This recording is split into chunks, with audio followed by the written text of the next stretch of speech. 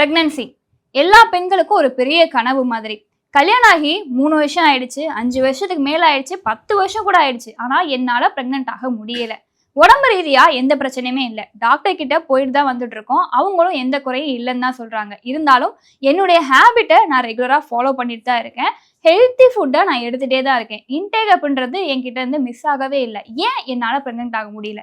இந்த கேள்வி எல்லாருக்குள்ளேயுமே இருக்கும். நம்ம பக்கத்துல யாராவது ஒரு ஆளு குழந்தைய வச்சு கொஞ்சிட்டு இருந்தாங்க அப்படின்னா ஆட்டோமேட்டிக்கா நம்ம கண்ணுல இருந்து தண்ணி வரும். நமக்கு இந்த மாதிரி ஒரு குழந்தை இருக்காதா அப்படின்னு சொல்லிட்டு எல்லாருமே ஏங்கியது உண்டு. ஒரு படத்துல கூட பார்த்திருப்போம், மாமன் படம். அதுல வர்ற ஒரு கதாபாத்திரத்துல 10 வருஷம் கழிச்சுதான் குழந்தையே பிறக்கும். சரி, இப்போ பிரெக்னென்ட் ஆக முடியல, 10 வருஷம் 5 வருஷம்னாலும் ரொம்ப லேட் ஆகுது, எந்த குறையும் இல்லை. நம்ம எப்படி பிரெக்னென்ட் ஆகுது? ஏதோ ஒரு இடத்துல மிஸ் பண்றோம், அது எந்த இடம் தான் தெரியல அப்படின்றத நீங்க தெரிஞ்சுக்கணும் அப்படின்னா இந்த வீடியோவை ஃபுல்லா பாருங்க. இந்த ஜென்ரேஷன்ல பிரெக்னன்சியை தள்ளி போடுறவங்க அதிகமா இருக்காங்க. தள்ளி போடுறது இங்க பிரச்சனையே இல்லை. அதுக்கு முன்னாடி உங்க ஸ்பெர்ம் கவுண்ட் எவ்வளவு இருக்கு அப்படின்றத டாக்டர் கிட்ட செக் பண்ணாம விட்டுறாதீங்க. சரி, இப்போ பிரெக்னென்ட் ஆகணும் அப்படின்றத முடிவு பண்ணிட்டோம். பிரெக்னென்ட் ஆகிறதுக்கு நம்ம என்ன விஷயத்தை மிஸ் பண்றோம் அப்படின்றத பார்க்கணும்ல.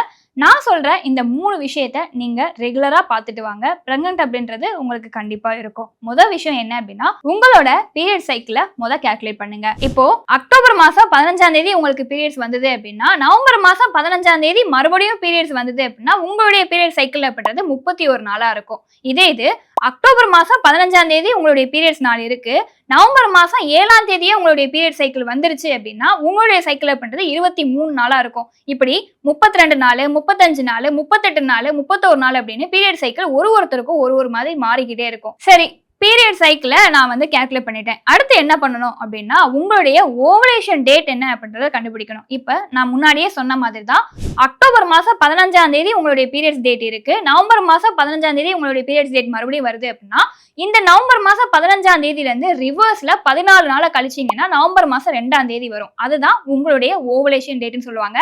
அந்த ஒரு நாள் மட்டும்தான் கருமுட்டை வெளியே வரும். அந்த ஒரு நாள் மட்டும்தான் வருமான்னு கேட்டா, ஒரு நாள் அப்படின்றது ரொம்ப ஸ்ட்ராங்கா இருக்கும்.